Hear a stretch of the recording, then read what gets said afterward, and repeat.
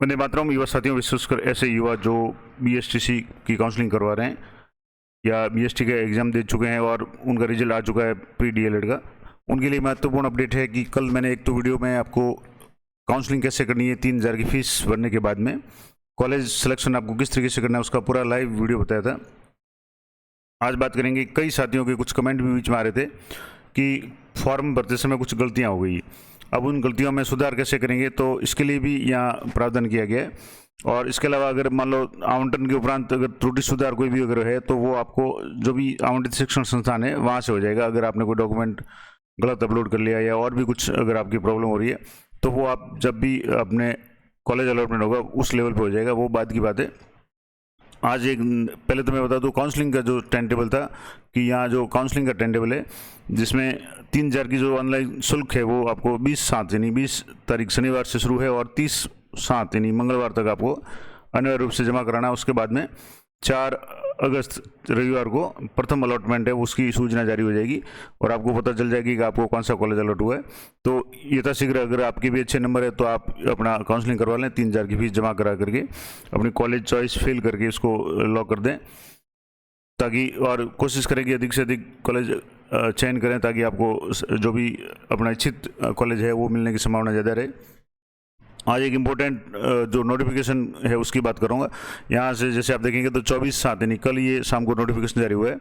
जिसमें लिखा हुआ है कि प्री डीएलएड 2024 जो परीक्षा है उसके अभ्यर्थियों को में हित में भरे गए आवेदन में, मान लो आपने इसका फॉर्म भरा था, उसमें आवेदन में आपकी कैटेगरी, जेंडर या जन्म तिथि, इनमें कुछ भी गड़बड़ है या आप गलती से कुछ कैटेगरी आप चेंज करना चाहते हैं या कैटेगरी आपकी चेंज हो गई है या कैटेगरी आपने गलत भर ली, चाहे आपने मित्र से फॉर्म भरवाया था और वहाँ कुछ समस्या होगी, जेंडर में कुछ गलती होगी, डेट ऑफ बर्थ यानी जन्म तिथि में कुछ गलती होगी,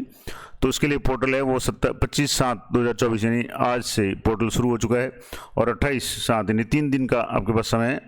और 3 दिन के अंदर अंदर आपको ये करेक्शन है वो अनिवार्य रूप से करना है। और उक्त संशोधन है तो प्री डीएलएड की वेबसाइट जो प्री डीएलएड राज जो 2024.in ये है, इस पर आवश्यक दस्तावेज मई राशि 100 रुपये का ऑनलाइन भुगतान कर संशोधन है तो आवेदन कर सकते हैं। अब जैसे एक कई साथियों को ये भी कमेंट हो सकता है कि उन्होंने चॉइस भर ली और अब संशोधन करना चाहते हैं, तो इसमें क्लियर लिखा हुआ है कि अगर संशोधन करने वाले अभ्यर्थियों ने यदि काउंसलिंग फॉर्म लॉक कर दिया है, जैसे मान लो आपने कल अपने काउंसलिंग का फॉर्म भर दिया और आपको लगता है कि आपकी कुछ कैटेगरी वगैरह में कुछ चेंज करना है या गलती हो गई थी, तो जो फॉर्म लॉक किया हुआ था वो फॉर्म में संशोधन करने के बाद में ऑटोमेटिकली अनलॉक हो जाएगा,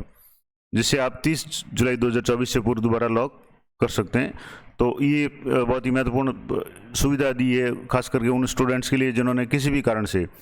चाहे ई मित्र की गलती से या अपनी गलती से किसी भी तरीके से, अगर उनके जेंडर में, कैटेगरी में और जन्म तिथि में अगर अंतर आ गया या कुछ संशोधन है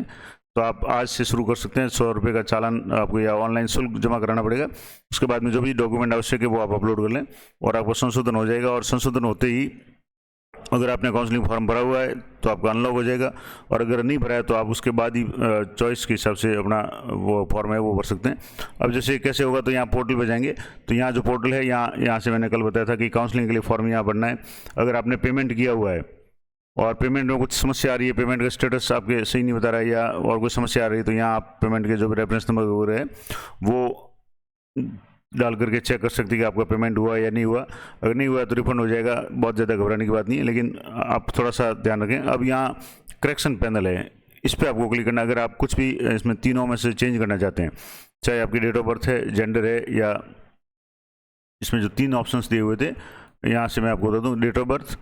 जेंडर या कैटेगरी, उसमें अगर संशोधन करना है तो आपको यहाँ करेक्शन पैनल में जाना है और यहाँ पे जैसे आप क्लिक करेंगे करेक्शन पैनल पे तो आपके सामने एप्लीकेशन नंबर आपके पूछेगा, मदर का नाम पूछेगा और डेट ऑफ बर्थ।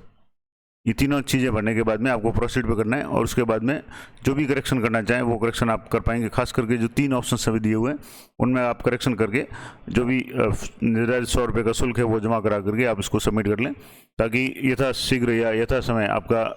जो भी करेक्शन है हो सके, ताकि आपको बाद में काउंसलिंग के बाद में जब आप डॉक्यूमेंट वेरिफिकेशन करवाने कॉलेज में जाएंगे तो वहाँ किसी तरह की कोई समस्या नहीं आए। तो ये बहुत ही महत्वपूर्ण अपडेट और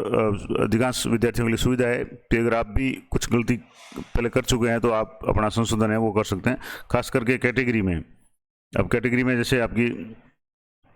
ST SC OBC MBC वगैरह वो है। इसके अलावा जेंडर में मेल फीमेल या थर्ड जेंडर है या जन्म तिथि में किसी भी तरह का कोई संशोधन है तो यथाशीघ्र कर लें। 3 दिन का आपके पास समय है और ये जानकारी अधिक से अधिक साथियों के साथ में शेयर करें, क्योंकि कई लोग समय पे ये देख नहीं पाते हैं और उसके बाद में फिर कमेंट करते हैं कि हमें पता नहीं चला और तारीख चली गई। तो आप चैनल पे बने रहें, जो भी अपडेट होगी मैं आपको देता रहूँगा। तो ये थी महत्वपूर्ण अपडेट, आशा करता हूँ आपके लिए उपयोगी रहेगी। इसी तरह की अपडेटेड जानकारी के लिए चैनल पे बने रहें।